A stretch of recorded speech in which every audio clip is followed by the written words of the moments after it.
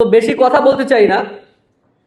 দেখেন, সময়ের পরিপ্রেক্ষিতে অনেক কিছু পরিবর্তন হচ্ছে। অনেকে বোল্ড পাল্টে এখন নতুন রাজনীতিবিদ হয়ে গেছে। তারা বড় বড় পলিটিশিয়ান, বড় বড় নেতা, এবং তারা বড় বড় নেতা ঠিক আছে, তাদের একটু ব্যাকগ্রাউন্ড খুঁজে দেখেন। অনেকেই আছে আওয়ামী লীগের সময় তাদের সকল সুযোগ সুবিধা নিয়েছে, আওয়ামী লীগের সাথে ছিল এবং এই ছাত্রদের উপরে হামলাও করেছে। তারা এখন নতুন পলিটিক্সে যোগ দিয়েছে। হ্যাঁ, এখানে একটা কিন্তু আছে যে অনেকে আন্দোলন চলাকালীন তার চেঞ্জ করেছিল যে আমি এখন আর আন্দোলনের সাথে নাই, সরি আন্দোলন না, আওয়ামী লীগের সাথে নাই, ফ্যাসিস্টের সাথে নাই, এবং এই আন্দোলনের সাথে সম্পৃক্ত। তাদেরটা এক্সেপশনাল, এটা ভিন্ন, তারা তাদের এটা বুঝতে পেরেছিল।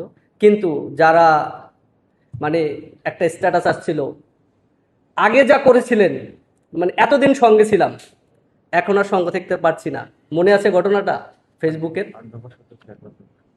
যখন এক দফায় আমরা চলে গিয়েছি, তখন অনেকেই ফেসবুকের স্ট্যাটাস চেঞ্জ করে ফেলেছিলেন যে এতদিন ছাত্রদের পক্ষে ছিলাম, আবার এসে কি করলাম, সরকার যে পতন চাচ্ছেন সেটার সাথে আমরা নাই।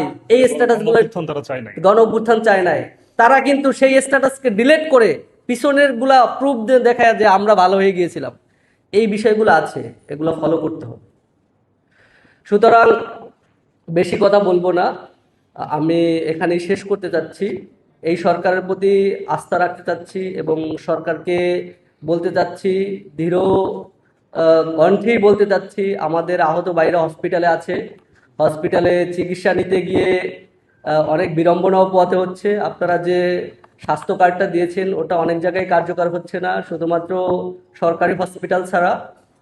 আপনারা এটার দিকে একটু খেয়াল করবেন যে এবং এই যে আপনার যেগুলো স্বায়ত্তশাসিত হসপিটালগুলো আছে সেখানেও যাতে আহতরা গেলে তাদের চিকিৎসাটা নিতে পারে, এই দিকে একটু সরকারকে ভূমিকা রাখার জন্য করছে। আর একটা বিষয় একটু ইনক্লুডিং করি, যে জুলাই যোদ্ধা যারা আছে, জুলাই যোদ্ধাদের ভাতা দেওয়া হচ্ছে।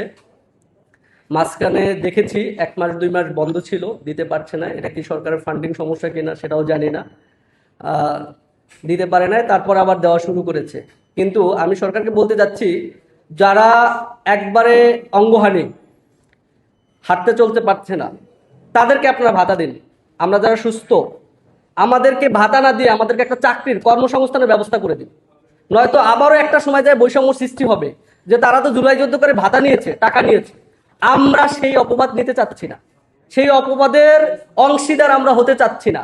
আমরা চাচ্ছি একটি সুন্দর বাংলাদেশ, নতুন বাংলাদেশ, যেখানে কোনো বৈষম্য থাকবে না, যেখানে এই জুলাই যোদ্ধাদেরকে নিয়ে কোনো ধরনের প্রশ্ন করতে পারবে না যে তারা তাদের স্বার্থে, তারা আহত হওয়ার পরে তারা টাকা নিয়েছে, এগুলা কইরেন না।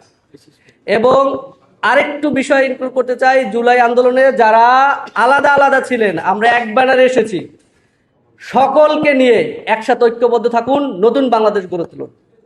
সবাই ভালো থাকবেন।